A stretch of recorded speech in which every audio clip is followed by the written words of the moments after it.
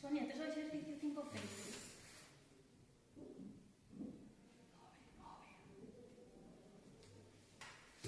Sí. O eso creo. Pois non. Teño chocato, vale.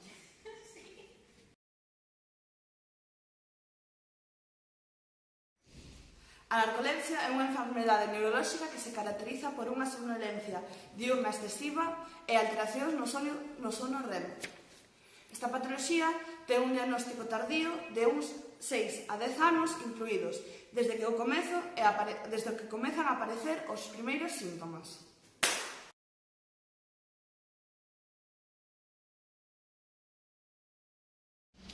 Home, Jenny! Hola, Lorena! Que tal está? Moi ben, e ti que tal? Ben, dando unha voltiña. Canto tempo? Que te Sí. contas? Nada, pensando un pouquiño, para relaxarme. E ti? Eu nada, tamén ando por aquí relaxándome, camiñando. Ah, faz ben. Pois, esta mañá non sabes o que me pasou. Que che pasou? Estaba na biblioteca estudiando. Pero non, dame a risa porque estábamos estudiando e de repente caeuse na mesa dormida e eu, que lle pasou a esta? E despertou como si nada. E como é iso? Pois dice que ten narcolepsia. Narcolepsia? Sí. Eso? Que é Pois iso? parece que ten unha enfermidade respecto ao sono. Na fase REM. Que se dá fase ben? Pois mirei en internet e puña que o sono ten dúas fases. Está a no REM, que é a normal, cando o corpo está relaxado, e a fase REM, que é o sono rápido. Que cousa máis rara hai hoxe en día, madre mía. Sí, a verdade que sí.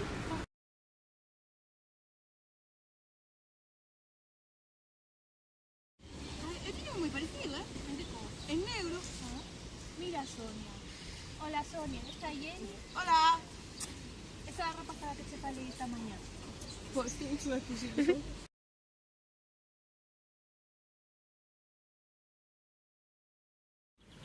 O paciente sofre 4 síntomas principais. Crisis do sono diurno, na cal o paciente padece unha gran somnolencia que lle dá a posibilidade de quedarse dormido en cualquier lugar, en cualquier momento. Crisis da catalepsia. Ocorre varias veces ao día, sobre todo con emocións fortes. O paciente sinte como unha pesadez muscular que se lle vai á cabeza. Alucinacións. Son vivencias tan reais que o paciente consideralas como sucesos, non as cataloga como alucinacións. E a parálisis do sono é unha das máis fortes. O paciente despertase, pero como o seu cerebro sigue dormido, ten unha parálisis totalmente muscular na que non pode nin falar nin nada, quedase totalmente paralizado. Estes todos síntomas producen no paciente unha gran fatiga e moita posibilidade de depresión.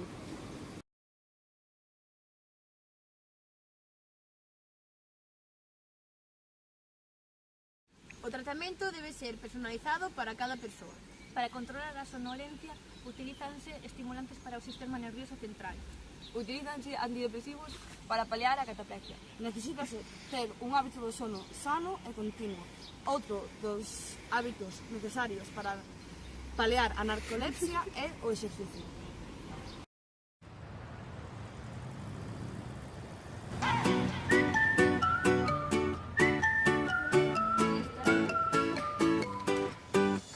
Sueño cuando era pequeño, sin preocupación en el corazón.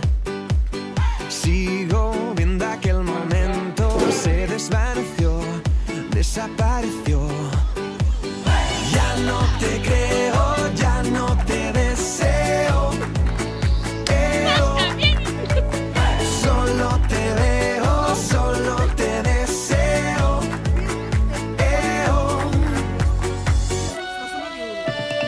Mira, Sofía, sin tu mirada sigo, sin tu mirada sigo. Dime, Sofía, cómo te mira, dime cómo te mira, dime. Sé que no, sé que no, sé que solo, sé que ya no soy yo. Mira, Sofía, sin tu mirada sigo, sin tu mirada, Sofía. Hostia, Sonia. Iso que me falaches a mañá? No, mira, rapazada, Sonia.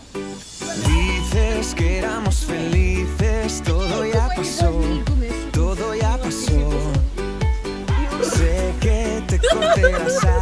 alas, él te hizo volar, él te hizo soñar.